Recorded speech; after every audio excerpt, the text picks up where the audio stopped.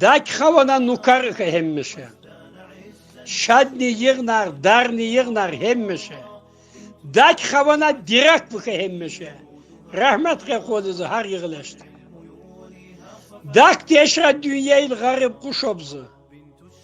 Koç apkur avkuna ovçuya tuş obzu. Gudeşinga kanat deşna kuş obzu. Rahmet koluzu har yığılaştı.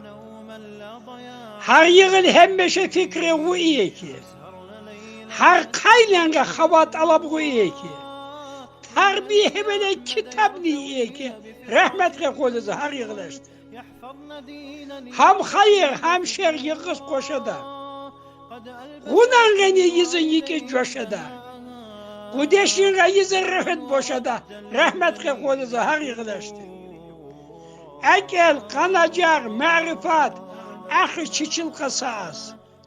Gudeşin sufra deha dadal kakas.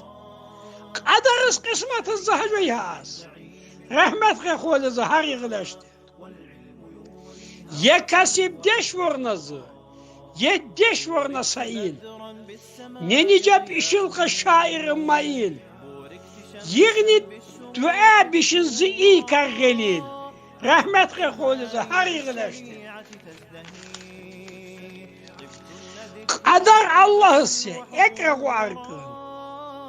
Nevi bişka sarı güdür arkın.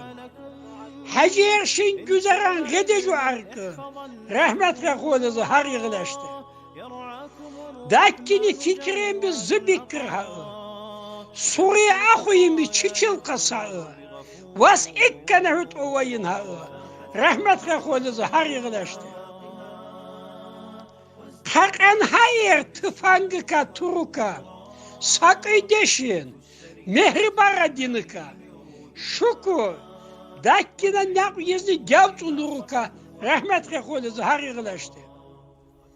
Zümeallim yerini doyuz aidra.